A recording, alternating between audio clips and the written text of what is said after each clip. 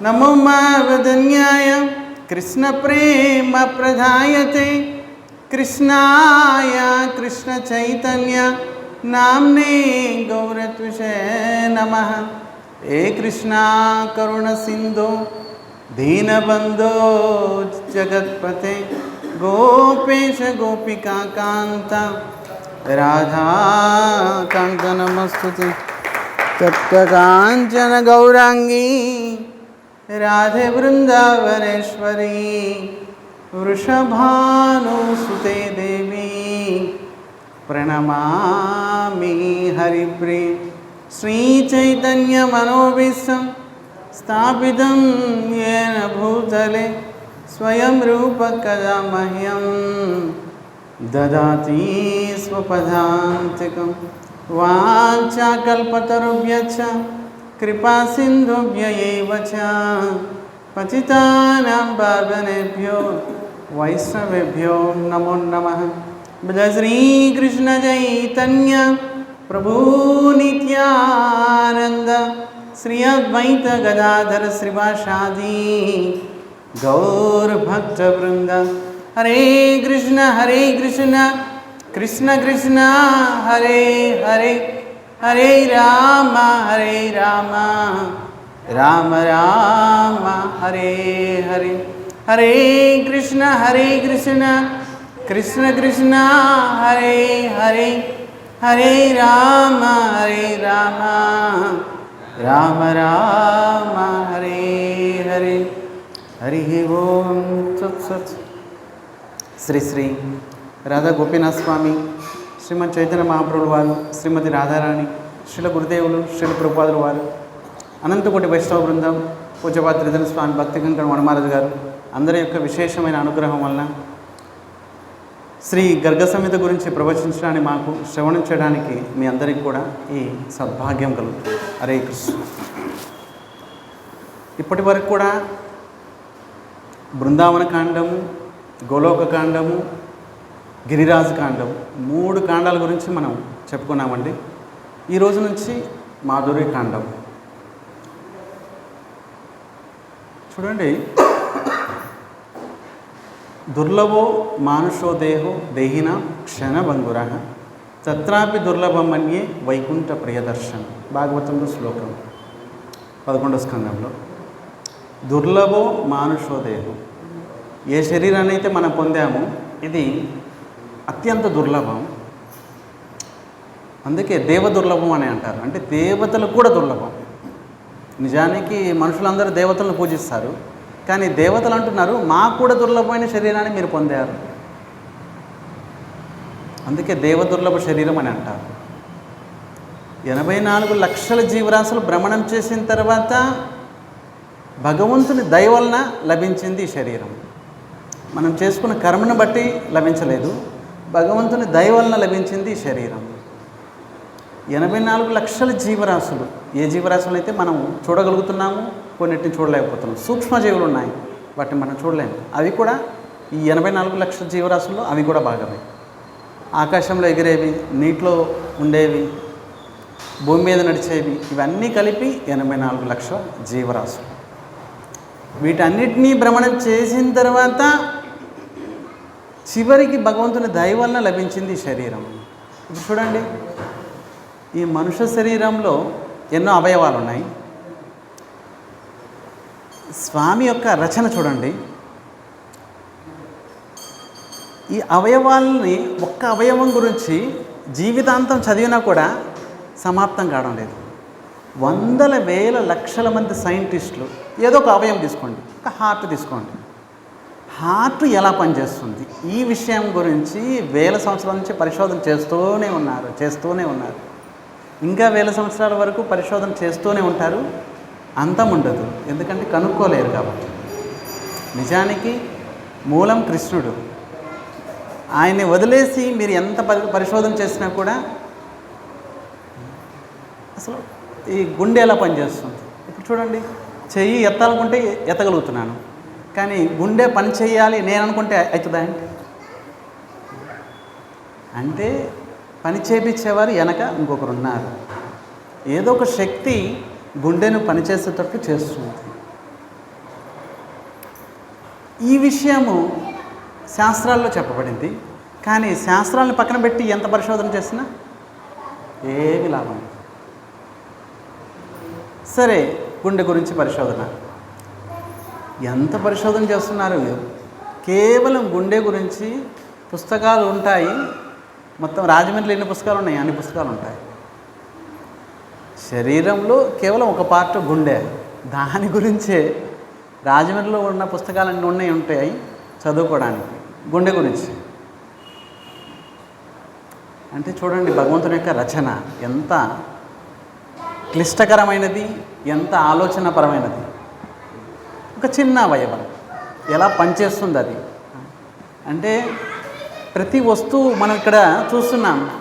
ప్రతి వస్తువు వెనక ఎవరొకరు ఉన్నారు. అంటే ఏదో ఒక సైంటిస్ట్ ఉన్నారు ఏదో ఒక వస్తువు వెనక. మరి మొత్తము లోకాలన్నింటినీ, ఈ పృథ్వీనన్నింటినీ, బ్రహ్మాండాలన్నింటి వెనక ఒక సైంటిస్ట్ ఉన్నారు. ఆయనే భగవంతుడు. సర్వసాధారణంగా మనం చూస్తున్నాం, ఈ వస్తువు ఎవరు కనిపెట్టారు? మనం చదువుకుంటున్నాం స్కూళ్ళల్లో, కాలేజీల్లో, పలానా ఆయన కనిపెట్టారు అనుకుంటూ పోతే ఎన్నో వస్తువులు ఉన్నాయి, ఎంతోమంది కనిపెట్టారు. మరి వాళ్ళకు కూడా జన్మనిచ్చిన వారు ఇంకెంత సైంటిస్ట్, ఎంత గొప్పవారు చూడండి. సర్వసాధారణంగా మొబైల్ మరి ఎలా పనిచేస్తుంది అంటే వెనక ఎవరో సైంటిస్ట్ ఉన్నారు. మరి అందరికీ పైన ఇంకొక సైంటిస్ట్ ఉన్నారు. నిజానికి నాస్తికులు అంటారు ఎవరు లేరు, సర్వసాధారణంగా అంతా ఆటోమేటిక్గా పనిచేస్తున్నాయి, ఈ ప్రకృతి అంతా పనిచేస్తుంది, అంతే, ఏం లేదు. నిజానికి ఎవరు లేకుండా ఏది పనిచేయదు. ప్రతి వస్తువు వెనక ఒకరున్నారు. అలాగే మొత్తం ప్రకృతి వెనక ఈ ప్రకృతిని నడిపించే ఆయన ఉన్నారు. ఆయనే కృష్ణుడు. నిజానికి ఈ యొక్క మనుష్య శరీరం అప్పుడే సార్థకమవుతుంది ఎప్పుడైతే మనం కృష్ణుడి గురించి తెలుసుకుంటాము, కృష్ణుని చరణాల యందు భక్తి చేస్తామో అప్పుడే ఈ శరీరం యొక్క సార్థకత అవుతుంది. లేకపోతే లేదు. ఈ సంసారంలో చూడండి, ప్రతి వ్యక్తి ఏదో ఒక విషయం గురించి తెలుసుకోవడానికి ఏదో ఒకటి పనిచేస్తూ ఉంటాడు. ప్రతి వాడు కూడా, చిన్నపిల్లవాడి నుంచి చచ్చేంత వరకు. నిజానికి సర్వోత్తమైనది కృష్ణుడి గురించి తెలుసుకోవడం. నిజానికి ఈ యొక్క సమయాన్ని సద్వినియోగం చేయడం అంటే కృష్ణుడి గురించి తెలుసుకోవడం. నిజానికి సమయం ఎలాగో పోతుంది, అందరి సమయం పోతుంది. నిజానికి సద్వినియోగం చేసుకోవడం అంటే కృష్ణుడి గురించి చెప్పడం, కృష్ణుడి గురించి వినడం, అంతే. కనుక దుర్లభమైన మనుష్య శరీరం పొందాం, మరి మనం సార్థకత చేసుకుందాం. మాధుర్యకాండం, ఇందులో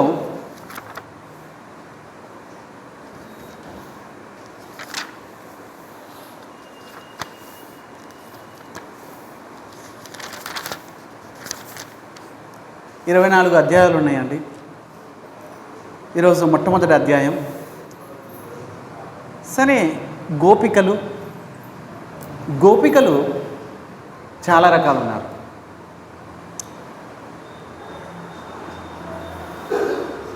ఇందులో మొట్టమొదటి ఒక రకం శృతి రూపి గోపిక. వేద మంత్రాలే గోపిక రూపంలో వచ్చి నందగోకులంలో జన్మించి కృష్ణుడితోటి లీలలు చేశారు. వేదరూపి గోపికలు, శృతి రూపి గోపికలు, మంత్రరూపి గోపికలు. వీరు వేదాల్లో చెప్పబడిన మంత్రాలే గోపికల రూపంలో వచ్చారు. ఒకసారి వేదాలే నిజానికి ప్రతిదీ కూడా మూర్తివంతము. మన శాస్త్రం చెప్తుంది ప్రతిదీ కూడా మూర్తివంతం. గోదావరి నీటి స్వరూపంలో మనకు కనిపిస్తుంది, కానీ వెనక గోదావరి దేవి ఉంది, ఒక దేవి, ఆవిడ మూర్తివంతం. ప్రతిదీ కూడా అంతేనండి. పర్వతం మనకు కనిపిస్తుంది, పర్వతం ఆకారం, కానీ వెనక పర్వతం ఒక మూర్తి ఉన్నారు, ఒక వ్యక్తి ఉన్నారు. ప్రతిదీ అంతే. మన హిందూ సనాతన ధర్మము మూర్తిని విశ్వాసం చేస్తుంది, మూర్తి యందు భక్తి చేస్తుంది. ప్రతిదీ గాలి కనిపించడం లేదు, కానీ మూర్తి ఉన్నారు, వాయుదేవుడు. నీరు వరుణదేవుడు. మనం ప్రణామం చేస్తున్నామంటే గోదావరి దేవికి ప్రణామం చేస్తున్నాం. నీరు మనల్ని పవిత్రం చేయడానికి నీటి రూపంలో ఉంది, కానీ మనము ఏమైనా సమర్పించినా ప్రణామం చేసినా అన్నీ దేవికే చెల్తాయి. అలాగే ఇక్కడ శృతి అంటే వేదాలు రెండు రకాలుగా మనం అధ్యయనం చేయొచ్చు. ఒకటి శృతి, ఇంకోటి స్మృతి. శృతి అంటే వినడం, స్మృతి అంటే వినదాన్ని స్మరించటం. స్మృతి ఈ విధంగా వేదాల్ని అధ్యయనం చేసేవారు. అప్పుడు ఆ రోజుల్లో గురుకులంలో గురువుగారు చెప్పేవారు, శిష్యులు వినేవారు. అంటే శృతి వినేవారు. పెద్దగా రాయడము పెద్దగా ఉండేది కాదు. గురువుగారు చెప్పుకుంటూ ఉండేవారు, వారు వింటూ ఉండేవారు. ఆ విన్న విషయాలనే ఉండిపోయేవి. దాన్ని స్మృతి అంటారు. స్మరించుకోవటం. ఇక్కడ స్మరిస్తారు, ఇంటికి వెళ్ళిన తర్వాత స్మరిస్తారు, మళ్ళీ రేపు స్మరిస్తారు, ఎల్లుండి స్మరిస్తారు, జీవితాంతం స్మరిస్తారు. శృతి అంటే ఒకసారి వినడము, స్మృతి అంటే జీవితాంతం స్మరించటం. మరి విన్న విషయాల్ని స్మరిస్తారు, స్మరించిన విషయాల్ని మళ్ళీ ఇంకొకరు చెప్తారు. మెల్లమెల్లగా తాళపత్రాలు వచ్చాయి, తర్వాత పుస్తకాలు, తర్వాత మళ్ళీ కంప్యూటర్లు, ల్యాప్టాప్లు, మొబైల్, ఇవన్నీ మెల్లమెల్లగా కాల పరిస్థితిని బట్టి. ఇంతకుముందు కేవలం శృతి వినడంతో వారికి సర్వము జ్ఞాపకశక్తి ఇంతగా ఉండేది. విన్న విషయాల్ని విన్నట్లుగా వాళ్ళు మనసులో పెట్టుకునేవారు, బ్రెయిన్లో అలా ఉండిపోయాయి. ఆ విషయాల్ని మళ్ళీ యథాతథంగా వేరే వాళ్ళకు కూడా చెప్పేవారు విన్న విషయాలు. ఇక్కడ శృతి రూపీ గోపిక, వేదాలే మంత్రాలే. ఒకసారి శేషసాయి భగవంతుడి దగ్గరికి వెళ్ళారు. వెళ్ళి ప్రార్థిస్తున్నారు, స్వామి మమ్మల్ని సృష్టించింది మీరే, కానీ మిమ్మల్ని తెలుసుకోలేకపోతున్నా. వేదాలే చేతులు ఎత్తేస్తున్నాయి స్వామిని తెలుసుకోవడానికి. అంటే భగవంతుడు యొక్క అపరిమితమైన శక్తులు ఉన్నాయి ఆయన దగ్గర. పరాస్య శక్తి వివిధైవ శ్రూయతే. అపరిమితమైన శక్తులు ఉన్నాయి. ఆ శక్తులు కలిగిన వాడే శక్తివంతుడు, భగవంతుడు, కృష్ణుడు అనే పేరు మనం చెప్తున్నాం. మరి వేదాలే స్వామిని ప్రార్థిస్తున్నాయి, స్వామి మిమ్మల్ని మేము తెలుసుకోలేకపోతున్నాము. ఇంకొక విషయము, మీ చరణాలయంలో భక్తి చేయాలనుకుంటున్నాము, మీతో కలిసి లీలలు చేయాలనుకుంటున్నాము. అప్పుడు శేషశయ్య మీద పడుకున్న విష్ణువు వరం ఇస్తారు వాటికి. మీరందరూ కూడా 28వ ద్వాపర యుగంలో శ్రీకృష్ణుడు స్వయంగా అవతరిస్తారు. అప్పుడు మీరందరూ నందగోకులంలో అవతరిస్తారు, స్వామితోటి లీల చేస్తారు అని వరం ఇస్తారు. ఆ మంత్రాలే ద్వాపర యుగంలో నందగోకులంలో జన్మించారు. వారి గురించి ఈ అధ్యాయంలో చెప్పుకుంటాను. బహుళాసుడు ప్రశ్నిస్తున్నారు నారదమునిని, స్వామి ఈ మంత్రాలు బోల్డని మంత్రాలు ఉన్నాయి వేదాల్లో, అవన్నీ కూడా గోపికలుగా నందగోకులంలో జన్మించారని ఇంతకుముందు చెప్పారు మీరు. శ్రీకృష్ణుని సాహచర్యం పొందడానికి వారు ఏ విధంగా తపస్సు చేశారు, ఏ విధంగా లీలలు చేశారు, ఆ విషయం గురించి ఒకసారి చెప్పండి అంటూ బహుళాసుడు ప్రశ్నించారు. నారదముని చెప్తున్నారు, స్వామి ఈ వేద మంత్రాలే శేషసాయి విష్ణు యొక్క ఆశీర్వాదం వలన వరం వలన నందగోకులంలో బ్రజవాసుల ఇంట్లో జన్మించారు. బృందావనంలో శ్రీ నందనందుని దర్శించేవారు ప్రతిరోజు దర్శిస్తూ వారికి స్వామినే భర్తగా పొందాలని ఆలోచన కలిగింది. మేము భర్తగా పొందితే కృష్ణుడినే పొందుతాము. సరే, సాధన చేయాలి. వీరేం సాధన చేశారు? బృందాదేవిని ఆరాధించారు. చూడండి, కృష్ణుడిని పొందడానికి కృష్ణుడితోటి సంబంధం కలిగిన వ్యక్తుల యొక్క ఆరాధన చేస్తే మనం తొందరగా కృష్ణుడిని పొందొచ్చు. కృష్ణుడిని పొందడానికి కృష్ణుడినే ప్రార్థిస్తే సమయం పడుతుంది. కృష్ణుడితోటి అత్యంత గరిష్టమైన సంబంధం కలిగిన వారితోటి మనం సంబంధం పెట్టుకుంటే తొందరగా కృష్ణుడిని పొందవచ్చు. చూడండి, ఇప్పుడు గురువుగారు ప్రభుపాదులు వారు కృష్ణుడితోటి సంబంధం కలిగిన వారు. ఇప్పుడు ఇప్పుడు వారితోటి మనం సంబంధం పెట్టుకున్నాము, వారి దగ్గర హరికథ వినడము, వారికి సేవ చేయడము, ఇలా చేసామనుకోండి తొందరగా కృష్ణుడిని పొందవచ్చు. ఇప్పుడు గురువుగారు, ప్రభుపాదుల వారు, వైష్ణవులు, భక్తులు, శివుడు, బ్రహ్మ, వీరందరూ కూడా కృష్ణుడితోటి సంబంధం పెట్టుకున్నవారు. మరి వారి సహాయం ద్వారా మనం కూడా కృష్ణుడితోటి సంబంధం పెట్టుకోవచ్చు. డైరెక్ట్గా స్వామి వీరందరితో పని లేదు, మీతోటే పెట్టుకుంటా. అప్పుడు స్వామి అంటారు, సరే లైన్లో నిలబడి ఉంటాం, తర్వాత చూద్దాం. ఎప్పుడుకు లభిస్తారో ఏమో. భక్త జనప్రియ, నా భక్తులు నాకు ప్రియము. నిజంగా మీరు భక్తులు కావాలంటే నా భక్తులతోటి సంబంధం పెట్టుకోండి, వారి దగ్గర వినండి, వారికి సేవ చేయండి, వారి దయ వల్ల భక్తులు అయిపోతారు. ఎలా ఇక్కడ గోపికలు ఇంతకుముందు భాగవతంలో వినున్నాము, కాత్యాయన్ని పూజించారు, అంటే పార్వతీదేవిని పూజించారు. మనము రుక్మిణి వివాహంలో కూడా చెప్పుకుంటాము, రుక్మిణీదేవి వెళ్ళి పార్వతీ మందిరంలో పార్వతీదేవిని పూజిస్తుంది, ప్రార్థిస్తుంది, పార్వతీదేవితో ప్రార్థిస్తుంది. నిజంగా నిష్కామంగా నేను భక్తి చేస్తున్నట్లయితే శ్రీకృష్ణుడే నాకు భర్తగా లభించాలి అంటూ ప్రార్థిస్తుంది పార్వతీదేవి. అప్పుడు పార్వతీదేవి యొక్క పుష్పమాల వచ్చి రుక్మిణీదేవి మెడలో కొడుతుంది, అంటే ఆవిడ ఆశీర్వదించింది అని అర్థం. ఇక్కడ వీరందరూ వెళ్ళి బృందాదేవిని, తులసీదేవిని ప్రార్థిస్తున్నారు, ఈ శృతి రూపి గోపికలందరూ.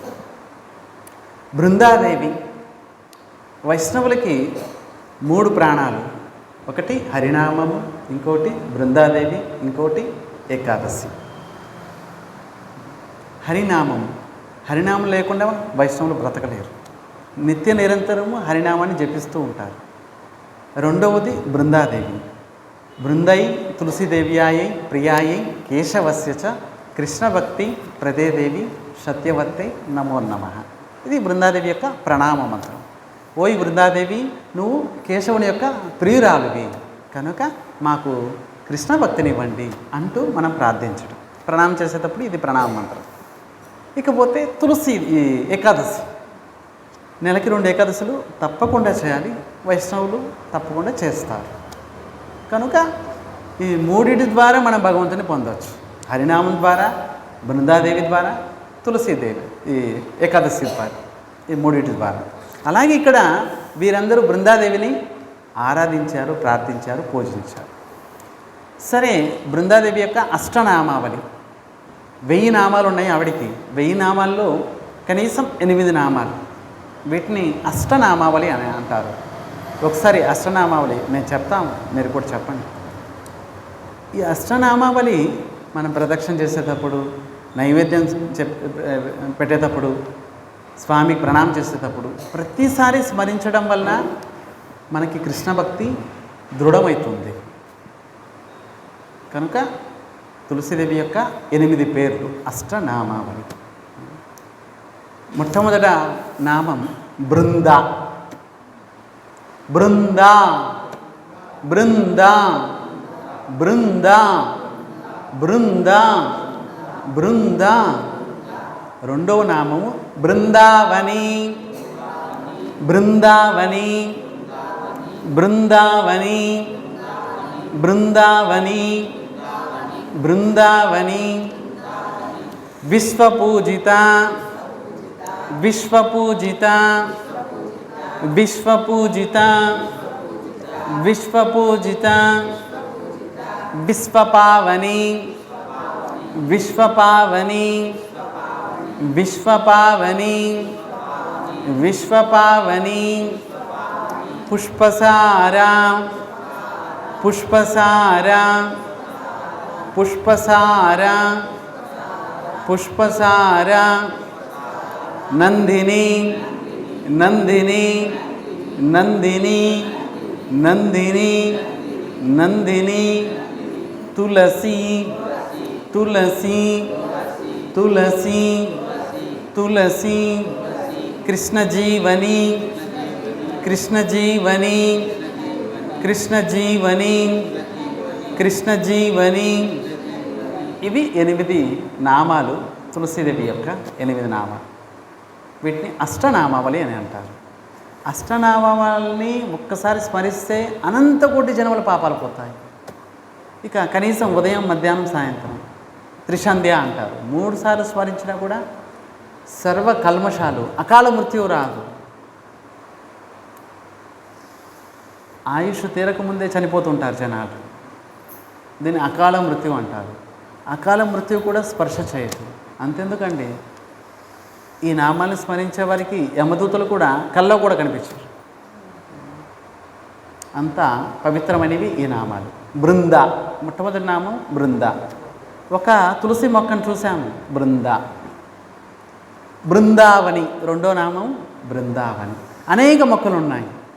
బృందావని, వనం అయ్యా, ఇది వనం. ఏం వనం? బృందావనం.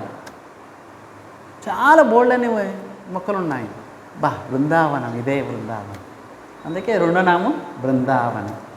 విశ్వపూజిత, విశ్వమంతా ఎవరిని పూజిస్తుంది? తులసీదేవి. చూడండి, ఇంటింటికి తులసీదేవి. విష్ణు భగవంతుడు ఎక్కడైతే పూజింపబడతారు, విష్ణు మందిరం ఉంటుంది, అక్కడ తులసి ఉంటుంది. మరి ఎన్ని విష్ణు ఆలయాలు ఉన్నాయి, విష్ణు భక్తులు ఉన్నారు. అందరి ఇళ్ళల్లో, అందరి మందిరాల్లో తులసిదేవి ఉంటుంది. ఎందుకంటే స్వామికి ప్రతి పూజ, నైవేద్యం సమర్పించండి, హారతి చేయండి, మీరు ఏమైనా చేయండి, తులసీదేవి లేకుండా ఏ పూజ కాదు, ఏ హారతి కాదు, ఏ ఆరాధన కాదు.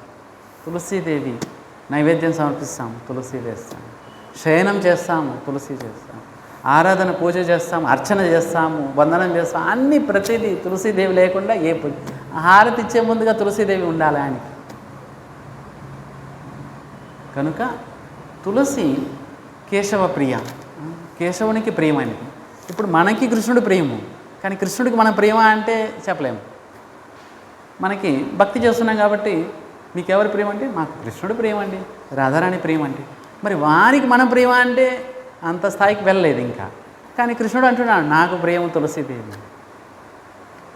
కనుక కేశవ ప్రియ అని అంటారు. కేశవునికి ప్రియమైనది తులసీదేవి, ప్రియురాలు. ఇవి అష్టనామావళి. విశ్వపూజిత, విశ్వమంతా పూజిస్తుంది, అందుకే విశ్వపూజిత. మరి ఊరికే పూజిస్తున్నారా ఏంటి? విశ్వపావని, విశ్వాన్నంతా పావనం చేస్తుంది. మొత్తము విశ్వాన్నే పవిత్రం చేస్తుంది, అందుకే విశ్వపావని. నందిని, ఇంకో పేరు నందిని. నందిని అంటే శ్రేష్టమైనది. పుష్పసార, ఎన్ని రకాల పుష్పాలు ఉన్నాయి, అన్నిటినీ సంగ్రహించండి, ఒక మాలగా చేయండి, స్వామికి సమర్పించండి. స్వామి చూస్తారు, అరే నాకు ప్రియమైంది లేదేంటి, అరే మొత్తం సంసారం అంతా తిరిగి అన్ని పుష్పాలని సంగ్రహించి మాలను తయారు చేసి ఇంత కష్టపడి మీకు ఇచ్చాను స్వామి, ఇంకా ఏంటి వెతుకుతున్నారు? నేను నాకు ప్రియమైన తులసీదేవి ఉందా లేదని వెతుకుతున్నాను. కనీసం ఒక పత్రం ఉన్నా చాలు. స్వామి అంటారు సరే సరే. అందుకే పుష్పసార, పుష్పాలన్నిటిలోకెల్లా సారమైంది తులసి పత్రం. అందుకే తులసి మాలని ఒక్క పత్రం అండి, ఒక్క పత్రాన్ని స్వామి చరణాలు సమర్పించండి. సర్వతీర్థాలను సేవించిన ఫలితం లభిస్తుంది. ఒక్క పత్రాన్ని స్వామికి సమర్పిస్తే మొత్తం భరతవర్షంలో ఉన్న తీర్థాలన్నింటినీ సేవించిన ఫలితం లభిస్తుంది. నిజానికి భరతవర్షంలో ఉన్న తీర్థాలన్నింటినీ ఎవరు సేవించలేరు 100 సంవత్సరాలు ఇచ్చినా కూడా. కానీ ఒక్క పత్రం స్వామి చరణాలు సమర్పించడంతో అన్ని తీర్థాల ఫలితం లభిస్తుంది. అంతెందుకు, కార్తీక మాసంలో ఒక తులసి పత్రాన్ని తీసుకోండి. తులసి పత్రం మీద రాధాకృష్ణులని కానీ హరే కృష్ణ అని చందనంతో రాసి ఆ పత్రాన్ని ఇవ్వండి. రాధాకృష్ణులని రాయండి, రాసి ఆ పత్రాన్ని స్వామికి సమర్పించండి. శ్రీమతి రాధారాణి యొక్క దృష్టి మీ మీద పడుతుంది. చూడండి, శ్రీమతి రాధారాణి యొక్క దృష్టి బ్రహ్మాది శివుల మీద కూడా దుర్లభం. అందుకే స్వయంగా బ్రహ్మ ప్రార్థిస్తే బ్రహ్మాచల పర్వతం రూపంలో బర్సానాలు ఉన్నారు. కనీసం పర్వత రూపంలో నాకు దయచేయండి అని అంటూ ప్రార్థించారు. అప్పుడు పర్వత రూపంలో మరి ఇంద్రాది బ్రహ్మాది దేవతలు కూడా ఎవరి చరణాలకు ప్రణామం చేస్తూ ఉంటారు. ఆ శ్రీమతి రాధారాణి యొక్క దృష్టి మన మీద పడుతుంది. ఎప్పుడైతే తులసీదేవి పత్రం మీద రాధాకృష్ణులని, రాధా శ్యామ్ సుందర్ అని, రాధా దామోదర్ అని, రాధా గోపీనాథ్ అని రాసి స్వామికి సమర్పిస్తుంది. తులసీదేవి మహిమ అపారము. చతుర్ముఖ బ్రహ్మ అంటున్నారు, నేను వర్ణించలేను. పంచముఖ శివుడు అంటున్నారు, నేను వర్ణించలేను. తులసీదేవి మహిమ అపారం. ఎండిపోయింది తులసి. ఆ తులసిని తీసుకొచ్చి హారతిస్తున్నారు అందరూ. చూసారా? చూడండి ఎంత అపారం. స్వామికి ఎండిపోయిన తులసి కాష్టం అంటారు. ఆ కాష్టానికి దూది చుట్టి నెయ్యిలో ముంచి దానితోటి దీపారాధన చేయడం వల్ల కోట్ల జన్మల వరకు, అంటే అపరిమితం, స్వామి యొక్క సాంగత్యం లభిస్తుంది. ఒక్కసారి హారతిస్తే అంటే నిత్య గోలోక బృందావనంలో స్థానం లభిస్తుంది. ఎవరైతే తులసి కాష్టంతో దూది చుట్టి నెయ్యిలో ముంచి స్వామికి దీపారాధన చేస్తారో వారికి నిత్య గోలోక బృందావనంలో స్వామి సాంగత్యం లభిస్తుంది. చూడండి, ఆ తులసి కాష్టం బాగా నానబెట్టి బాగా రుద్దడం వలన చందనంలాగా వస్తుంది, పేస్ట్ లాగా. అది స్వామికి సమర్పిస్తే స్వామికి అత్యంత ప్రియము. అంతెందుకండి, వ్యక్తి చనిపోయాడు, ఏం కర్మ చేశాడో ఎవరికి తెలియదు. వ్యక్తి చనిపోయాడు, కనీసం చనిపోయిన మృతదేహం పడుంది అక్కడ, ఆత్మ వెళ్ళిపోయింది, మృతదేహం పడుంది. తులసి పత్రం కానీ తులసి కాష్టం కానీ ఆయన నోట్లో వేశారు, ఆయన స్పర్శ చేశారు, యమలోకానికి వెళ్ళడు. అది గ్యారెంటీ. వాడు ఎన్ని పాపాలు చేసి ఉండని, ఈ జన్మలో, పూర్వజన్మలో, ఏ జన్మలో, యమలోకానికి వెళ్ళడు. నిజానికి ఆత్మ వెళ్ళిపోయింది, కానీ శవానికి స్పర్శ చేసినా కూడా కళ్యాణం చేస్తుంది తులసీదేవి. తులసీదేవికి ఇంకో పేరు కళ్యాణి. కనుక తులసీదేవి మహిమ అపారం. ఆవిడ యొక్క మొదల్లో 33 కోట్ల దేవతలందరూ నివసిస్తారు. మొదల్లో తులసీదేవి యొక్క ఛాయని కాలుతోటి తొక్కకూడదు, దాటకూడదు. తులసీదేవి ఛాయను కూడా, నీడను కూడా, తులసి మొక్క ఉంది, నీడ పడుతుంది అక్కడ, దాటి వెళ్ళాలి. అటువైపు నుంచి దాటి వెళ్ళాలి, పైనుంచి దాటి వెళ్ళకూడదు. ఎందుకంటే తులసిదేవి యొక్క నీడ కూడా తులసిదేవి. నీడకి ఆవిడికి భేదం లేదు. కనుక అంతెందుకండి, తులసి పత్రము, ఇప్పుడు చూడండి, పుష్పాలని సేకరిస్తాం మనము. పొరపట్నం పుష్పము సేకరించేటప్పుడు కింద పడిపోయింది అనుకోండి, పూజకు పనికిరాము. స్వామి ఆ పుష్పం కింద పడిపోయింది, చాలా పుష్పాలు లేవు, కొద్దిగా ఉన్నాయి, కడిగేసి పెట్టేస్తాం. పుష్పాలని ఎప్పుడూ కడగకూడదు, నీళ్ళు వేసి కడగకూడదు. ఏదో ఫ్రెష్గా ఉండడానికి కాస్త నీళ్ళు చల్లుతారు, కానీ పుష్పాలని కడగకూడదు నీళ్ళతోటి. కడిగితే ఎందుకు పనికిరావు. కానీ తులసి పత్రాల్ని సేకరించిన తర్వాత నీటితో కడగాలి. సరే, పుష్పము ఇప్పుడు సేకరించాము, స్వామికి సమర్పించాము. పుష్పం ఇప్పుడు సేకరించి రేపు పెడతాను, ఎల్లుండి పెడతాను, ఎల్లుండి పెడతానంటే పూజకి పనికిరావు. 1 అవర్ తర్వాత పూజకి పనికిరావు. నిజానికి ఇంకా పరిస్థితిని బట్టి సంగ్రహించి పాత్రలో పెట్టి ఫ్రిడ్జ్లో పెట్టి ఏదో చేస్తున్నారు. నిజానికి శాస్త్రానుసారంగా సంగ్రహించామంటే అప్పటికప్పుడు పూజించాలి, స్వామికి సమర్పించాలి. కానీ తులసి పత్రము 3 రోజుల వరకు కూడా సంగ్రహించారు. 3 రోజుల వరకు కూడా, 3 రోజుల తర్వాత కూడా స్వామికి సమర్పించవచ్చు.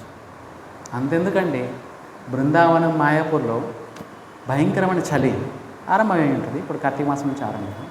తులసి మొక్కలు అవి బాబోయ్ చాలా కష్టం బ్రతకటం. పెద్ద పెద్ద బల్బులు వేసి పెట్టుంటారు, 1000 క్యాండిల్ బల్బులు అవన్నీ పెట్టి కాస్త వేడి కలగడానికి. అంత భయంకరమైన చలి. మరి ఆ సమయంలో తులసి సంవత్సరం అంతా సంగ్రహించి పెట్టుంటారు, ఎండబెట్టుంటారు. ఆ పత్రాల్ని, ఎండిపోయిన తులసి పత్రాల్ని స్వామికి పూజకి వాడతారు, నైవేద్యాన్ని. అప్పటికి కూడా పనికి వస్తాయి. కానీ పుష్పాలు పనికి వస్తాయి ఆ రోజుకి ఆ రోజే. చూడండి తులసిదేవి యొక్క మహిమ. 3 రోజుల వరకు కూడా అందేందుకు తులసి పత్రం, తులసి కాష్టం, తులసికి సమర్పించిన తులసి మొదల్లో మట్టి ఉంటుంది కదండి, మట్టి.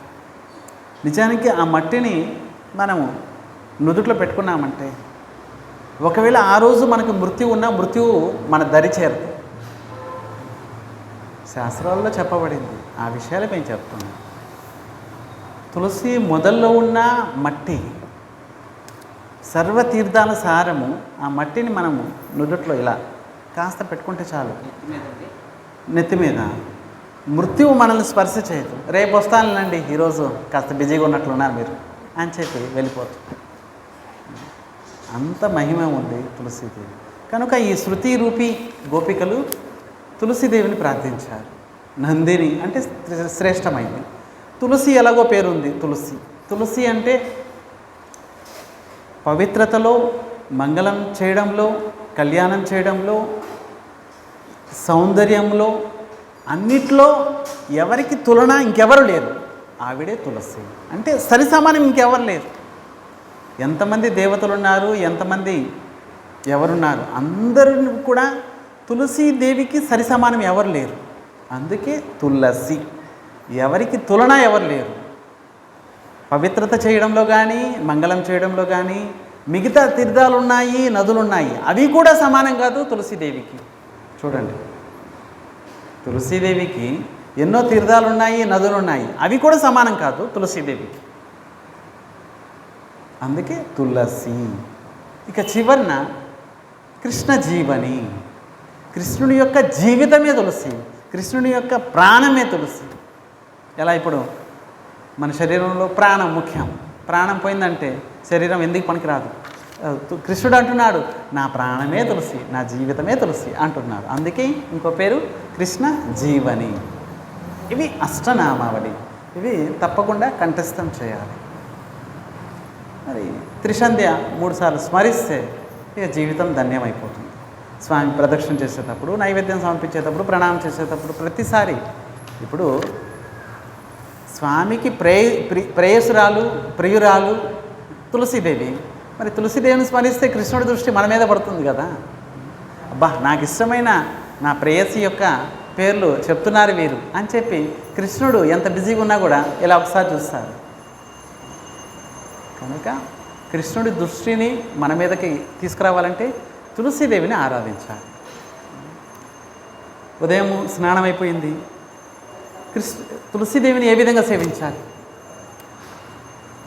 దర్శనం, తులసీదేవిని దర్శించడం సేవ, స్పర్శ చేయడం సేవ, తులసి మొక్కల్ని నాటడం సేవ, నీళ్లు పోయడం సేవ, పత్రాల్ని సేకరించటం, మంజరీల్ని సేకరించటం. మంజరి అంటే 2 పత్రాలు కలిసి ఉంటాయి, దీన్ని మంజరి అంటారు. పత్రం అంటే ఒకే పత్రం ఉంటుంది. చూడండి, తులసీదేవి కోమలమైన అప్పుడే పుట్టిన పత్రాల్ని, కాస్త పెద్దవి, ఆ పత్రాల్ని సేకరించాలి. పెద్ద పెద్ద పత్రాల్ని సేకరించకూడదు, ఎందుకంటే ఎలాగో రాలి పడిపోతాయి. చూడండి, పత్రాలు కింద పడిపోయినా కూడా తీసుకోవచ్చు. తులసి పత్రాలు కింద పడిపోయినా కూడా అశుద్ధి అంటే అపవిత్రం కాలేదు, స్వామి సేవకి యోగ్యమే. తులసీదేవి చుట్టూ ఎన్నో పత్రాలు పడి ఉంటాయి, అవన్నింటినీ తీసుకొని కడిగి స్వామి సమర్పించవచ్చు. ఏ మాత్రము అపవిత్రం కింద పడిపోయాయని చెప్పి తీసేయకూడదు. ఇంకొకటి, తులసి పత్రాల్ని అంటే అత్యంత కోమలమైన పత్రాల్ని సేకరించాలి. తులసి పత్రాలు పెద్ద పెద్ద పత్రాల్ని సేకరించకూడదు. కోమలమైన చిన్న చిన్న పత్రాల్ని సేకరించాలి. అందులో కూడా మంజరీల్ని సేకరించాలి స్వామి అర్చనకి, పూజకి. పత్రం ఎలాగో స్వామి చరణాలు పెడతాము, ఎలాగో పడుతున్నాయి కాబట్టి. స్వామి పూజకి, అర్చన కోసము స్వామికి స్నానం చేపిస్తారు. తులసి మంజరీల్ని సేకరించాలి. అంటే 2 పత్రాలు కలిగి ఉన్న వాటిని మంజరాలు అంటారు, వాటిని సేకరించాలి. తులసి కోసుకురామని చెప్తే ఆ 2 పత్రాలు కలిసిన మంజరీల్ని ఎక్కువగా వాటిని చూసి తీసుకురావాలి. చూడండి, కరివేపాకు బాగా పాతబడింది, పెద్ద పెద్ద పత్రాలు, వాసన ఎక్కువ వస్తుంది. కరివేపాకు, ఇప్పుడు కరివేపాకు తీసుకురండి, ఆ చెట్టు దగ్గర ఉన్నాయంటే మీరు అప్పుడే ఫ్రెష్గా అప్పుడెప్పుడే పుట్టిన ఆకులను తీసుకురాకూడదు. బాగా ఎప్పటి నుంచో పడున్నాయి, పెద్ద పెద్ద ఆకులు అయిపోయాయి, ముదిరిపోయాయి, అవి వాసన వస్తాయి, అవే తీసుకురావాలి. కానీ తులసి అప్పుడే కోమలమైన ఫ్రెష్గా ఉన్న పత్రాలు, మంజరీల్ని వాటిని సేకరించాలి, స్వామి సేవ. కరివేపాకు లేత ఆకులు ఉన్నాయి, వాసన రావు. లేత ఆకులు, అబ్బా ఇప్పుడే ఫ్రెష్గా వచ్చాయి లేత ఆకులు తీసుకుందామంటే వాసన రావు. కనుక ఇక్కడ బృందాదేవిని వారు ఆరాధించారు. ఇంకేంటి, ఇప్పుడు స్వామిని ప్రార్థిస్తున్నారు. ఎప్పుడైతే బృందాదేవిని ప్రార్థించిన తర్వాత స్వయంగా బృందాదేవి ప్రత్యక్షమైంది. అంతెందుకండి, గర్గ సంహితలో చెప్పబడింది, స్వయంగా శ్రీమతి రాధారాణి బృందాదేవిని 6 నెలల పాటు ఆరాధించింది, పూజించింది. స్వయంగా రాధారాణి అప్పుడు ప్రత్యక్షమైంది. ఇక్కడ కూడా శృతి రూపి గోపికలందరూ బృందాదేవిని ప్రార్థించారు, సేవించారు. అప్పుడు బృందాదేవి ప్రత్యక్షమైంది. ఏం కావాలి మీకు? అమ్మా, మాకు శ్రీకృష్ణుడే భర్త రూపంలో కావాలి, స్వామి రూపంలో. అప్పుడు బృందాదేవి వరం ఇచ్చింది, ఆశీర్వదించింది. తప్పకుండా కృష్ణుని పొందుతారు మీరు అందరూ. అప్పుడు ఒకసారి కృష్ణుడు ప్రత్యక్షమయ్యారు, దర్శనమిచ్చారు. అప్పుడు ఈ శృతి మంత్రాల రూపి గోపికలు స్వామిని ప్రార్థిస్తున్నారు. స్వామి స్వామి, మిమ్మల్ని పొందడానికి ఎంతో తపస్సు చేశాం మేము.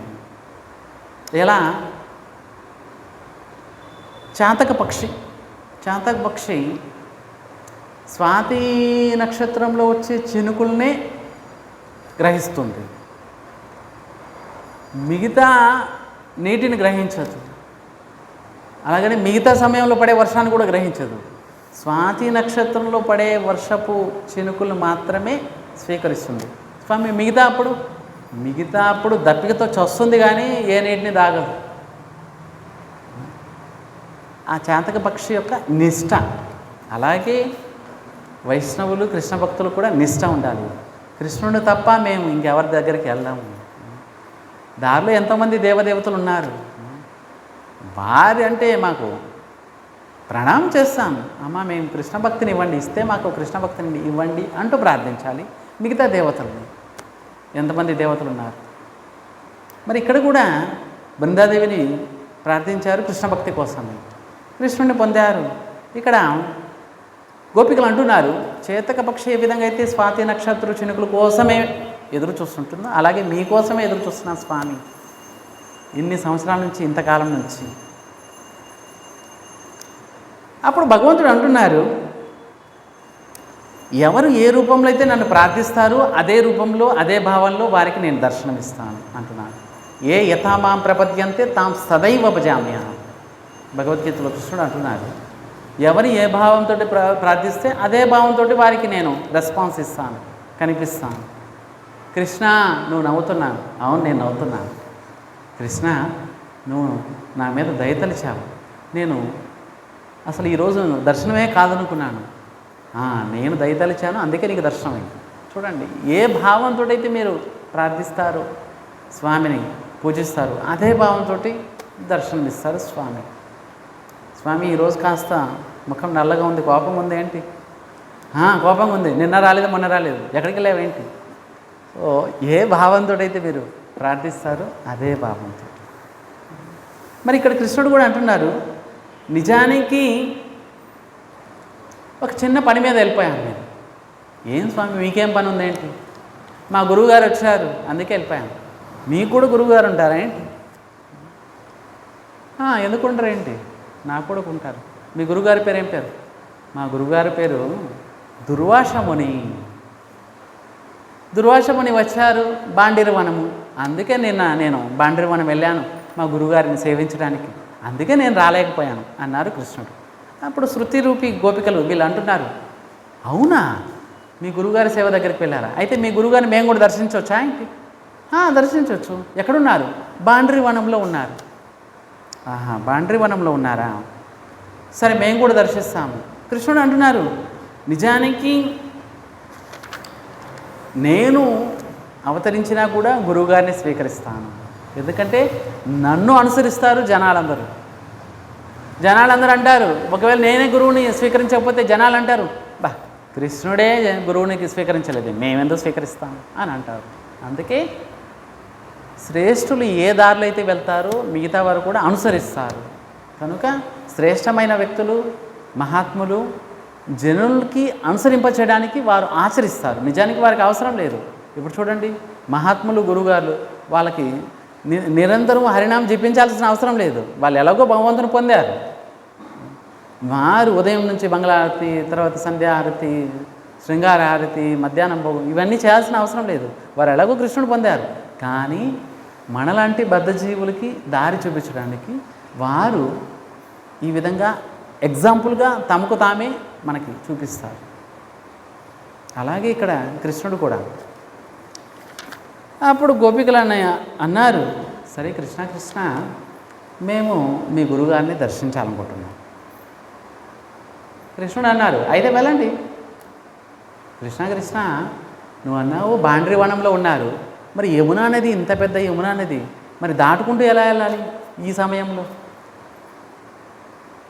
అప్పుడు కృష్ణుడు అన్నారు, నా దగ్గర ఒక ఉపాయం ఉంది. సరే సరే, ఏంటో ఉపాయం చెప్పండి. నేను ఒక మంత్రం చెప్తాను, ఆ మంత్రం చెప్పండి, యమునా నది మీకు దారి ఇచ్చేస్తుంది. సరే సరే, మంత్రం ఏదో చెప్పండి. కరెక్ట్గా మీరు ఇక్కడ నుంచి నడుచుకుంటూ వెళ్ళండి, యమునా నది ఒడ్డుకు వెళ్ళి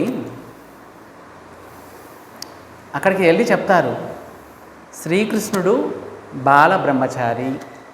చెప్పండి మీరు, శ్రీకృష్ణుడు బాల బ్రహ్మచారి. సరే, బాల బ్రహ్మచారి, ఎప్పుడు కూడా ఏ దోషము లేదు,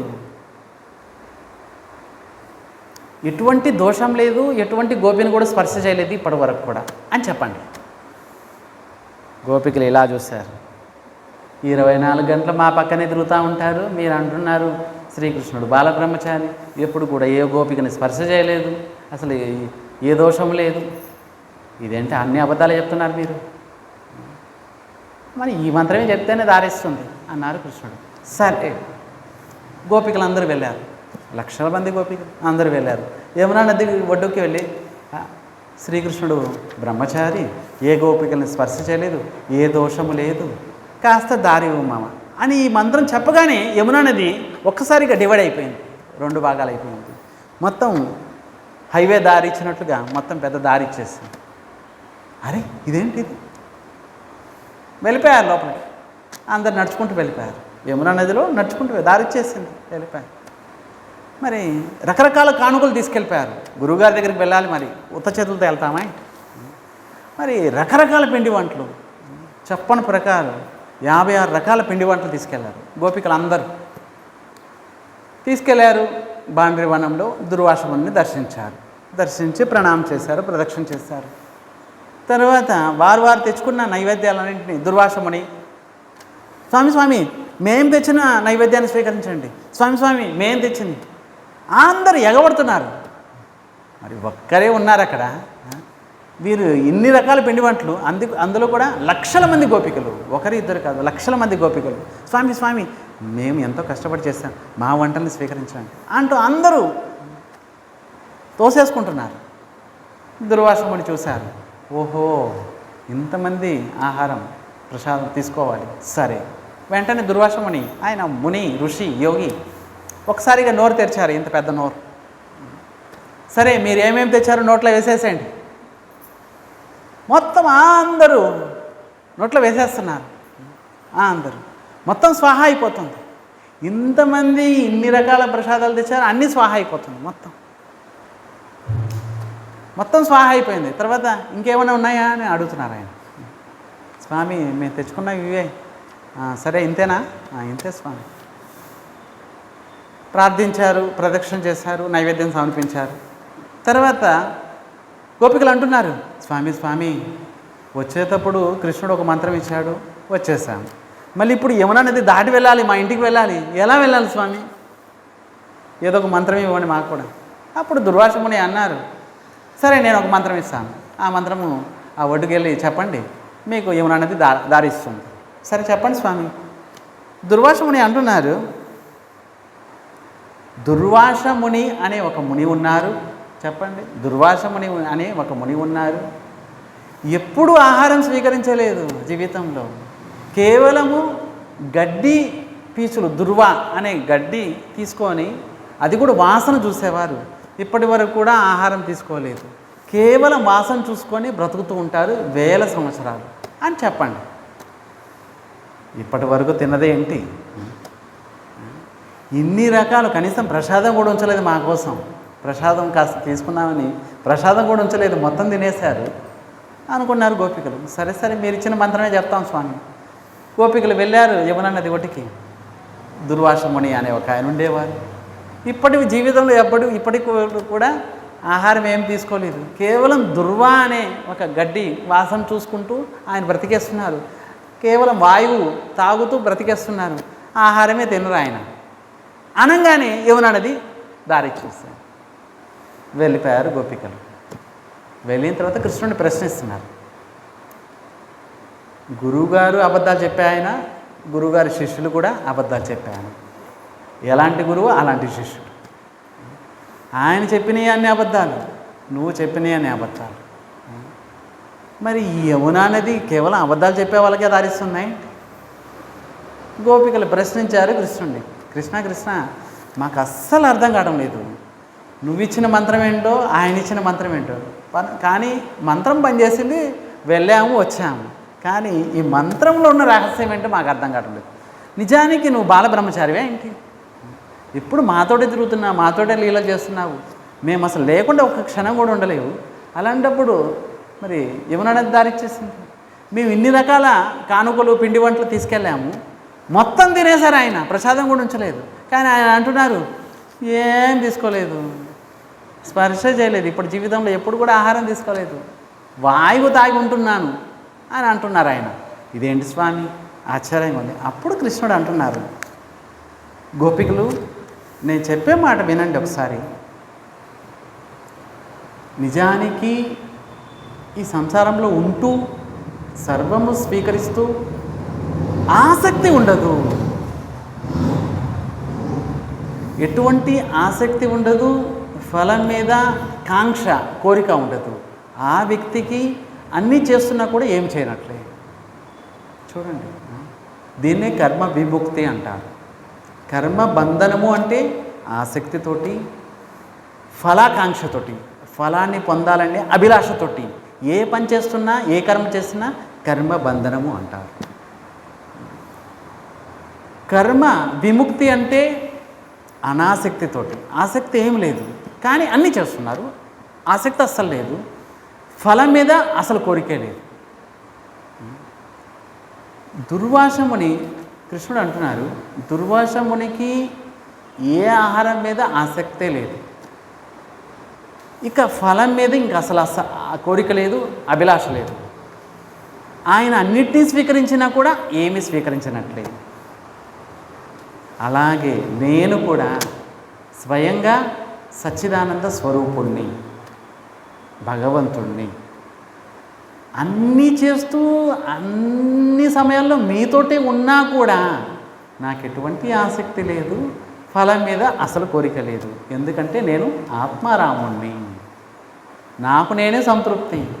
ఏ వస్తువు, ఏ వ్యక్తి నాకు అవసరమే లేదు. కానీ ఏ యథామాం ప్రపద్యంతే తాం సదైవ భజామ్యహం. ఎవరు ఏ భావంతో అయితే నన్ను భజిస్తారో ఆ విధంగా వారికి నేను రెస్పాన్స్ ఇస్తూ ఉంటాను. ఇది సహజం. ఎందుకంటే భగవంతుడిగా నేను వారికి బదులిస్తాను. భక్తులుగా మీరు నన్ను పూజిస్తారు, భగవంతుడిగా నేను బదులిస్తాను. అంటే అంటాను, లేదు అంటే లేదంటాను, అంతే.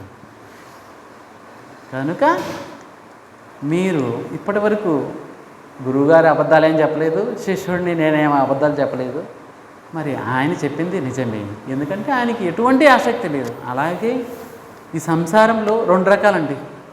ఒకటి అన్నీ చేస్తూ భజన చేయొచ్చు, ఇంకోటి సర్వం పరిత్యాగం చేసి భజన చేయొచ్చు. 2 రకాలు. సరే స్వామి, అన్నీ చేస్తూ భజన ఎలా చేయాలి? అన్నీ చేస్తూ వాటి మీద ఆసక్తి లేకుండా కేవలం కృష్ణ భక్తి సాధన చేస్తూ, సంసారం చేస్తూ, ఉద్యోగం చేస్తూ, భార్య, భర్త, పిల్లలు, బంధనము, ఇల్లు, వాకిలి అన్నిట్లోనే ఉంటూ దేని మీద ఆసక్తి లేకుండా, సరే ప్రారంధానుసారంగా అన్నీ లభిస్తున్నాయి, ఆసక్తి ఉండకూడదు దేని మీద, కానీ అన్నిటినీ స్వీకరిస్తూ దేని మీద ఆసక్తి లేకుండా, ఫలం మీద అసలు కాంక్ష లేకుండా, కోరిక లేకుండా ఈ విధంగా చేస్తే కర్మ విముక్తి అంటారు. ఏ బంధనము మీకు అటాచ్ కాదు. భార్య ఉన్నారు, పిల్లలు ఉన్నారు, భర్త ఉన్నారు, అమ్మ నాన్నగారు, అత్త మామ, ఇల్లు వాకిలి అన్నీ ఉన్నాయి, అందరితోటి మాట్లాడుతున్నారు, హరే కృష్ణ అంటున్నారు, అన్నీ చేస్తున్నారు, కానీ దేని మీద ఆసక్తి లేదు. భర్త మీద లేదు, భార్య మీద లేదు, పిల్లల మీద లేదు. అలాగని దూరంగా పెట్టమని కాదు, ఆసక్తి లేకుండా సంసారంలోనే ఉంటుంది. ఎలా? పద్మపత్రం నీళ్ళలోనే ఉంటుంది ఎప్పుడు, కానీ నీటికి అంటుకోదు.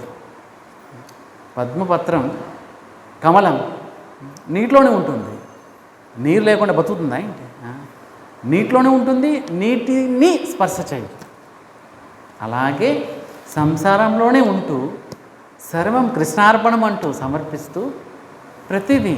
అంతెందుకండి, ప్రైమ్ మినిస్టర్ అయినా చీఫ్ మినిస్టర్ అయినా ఆసక్తే లేకపోతే అది కూడా కర్మబంధనం కాదు. ఇప్పుడు చూడండి, ఉత్తరప్రదేశ్ చీఫ్ మినిస్టర్ యోగి ఆదిత్యనాథ్ ఒక సన్యాసి. ఆయనకి ఎటువంటి ఆసక్తి లేదు నిజంగా చెప్పాలంటే. కేవలం ఒక ధర్మాన్ని రక్షించడానికి, హిందూ సమాజాన్ని, సనాతన ధర్మాన్ని రక్షించడానికి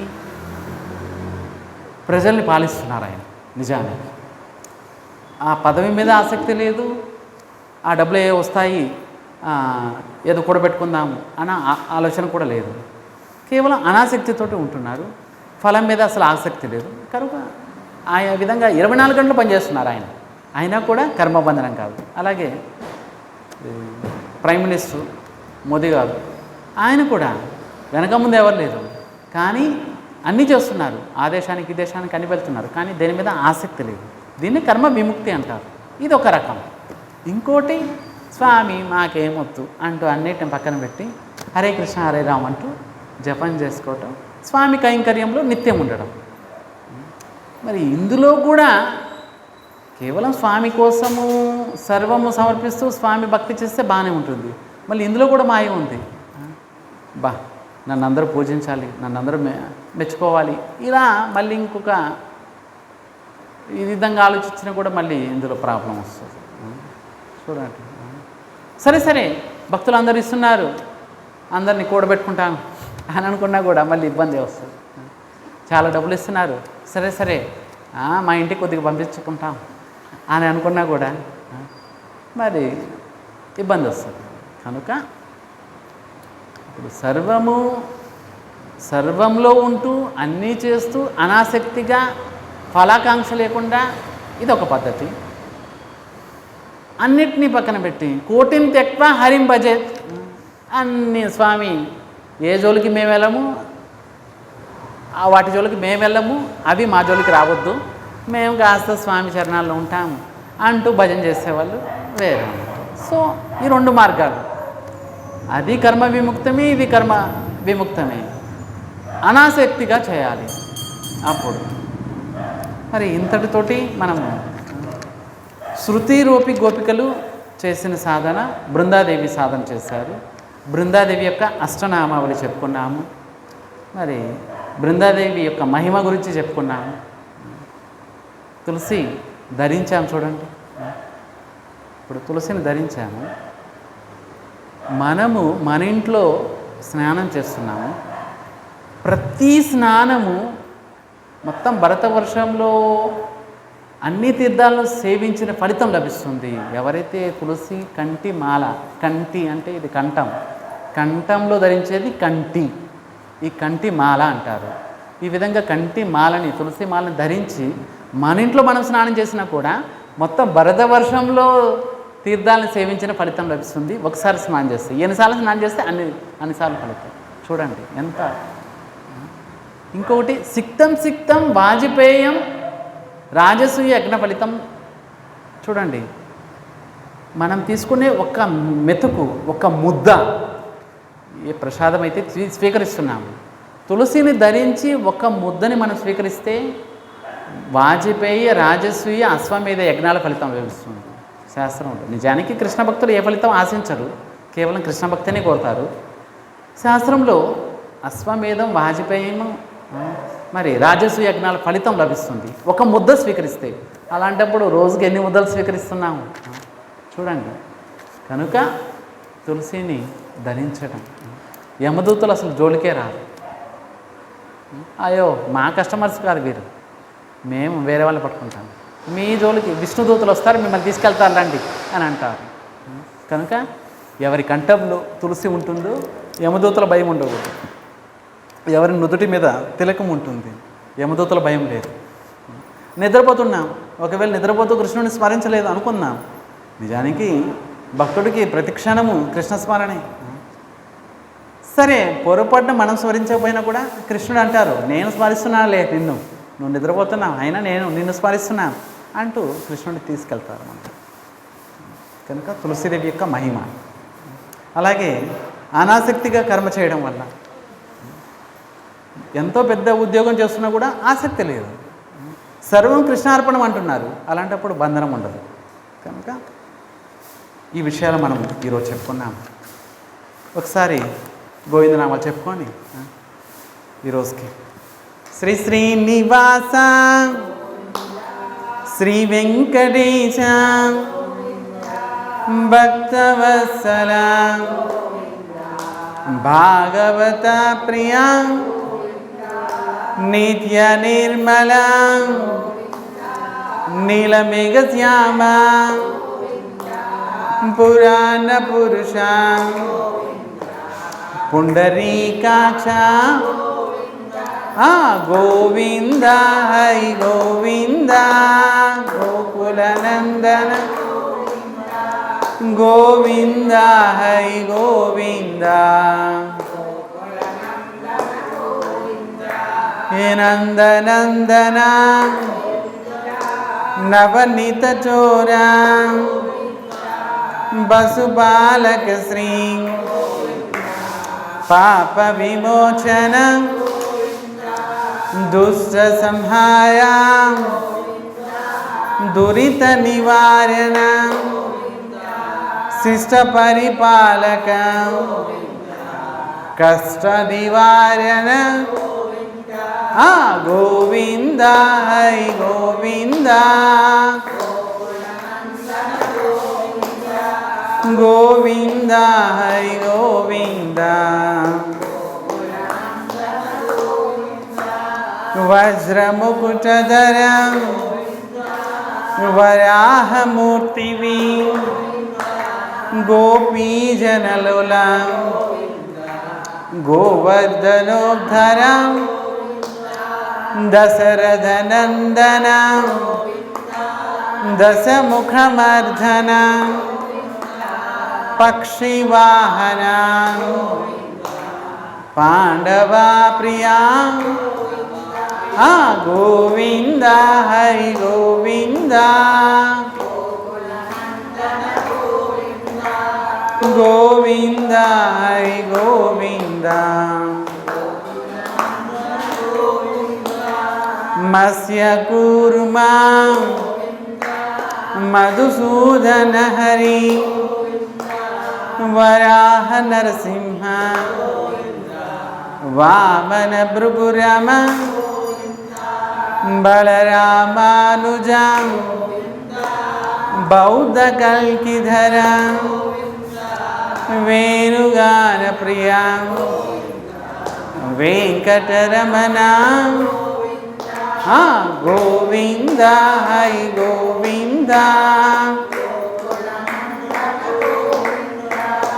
గోవింద హై గోవింద సీతానాయక శ్రిత పరిపాలక దరిద్రజన పోషక ధర్మ సంస్థాపక అనాథ రక్షక ఆపద్బాంధవ శరణగత వత్సల కరుణాసాగరం గోవింద హై గోవింద గోవింద హై గోవింద కమలదలాక్షాం కామితఫలదాం పాప వినాశకం పాహి మురారే శ్రీముద్రాంకితం శ్రీవత్సాంకితం ధరణీనాయకం దినకరతేజం గోవింద హై గోవింద గోవింద హై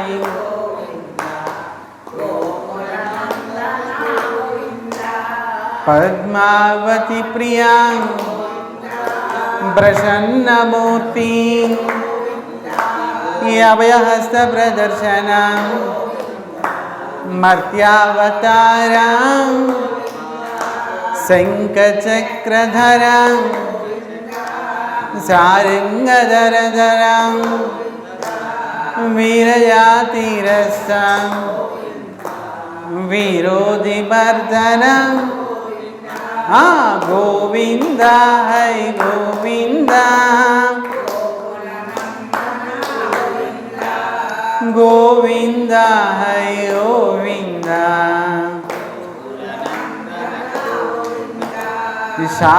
విశాలగ్రామధరం సహస్రనామ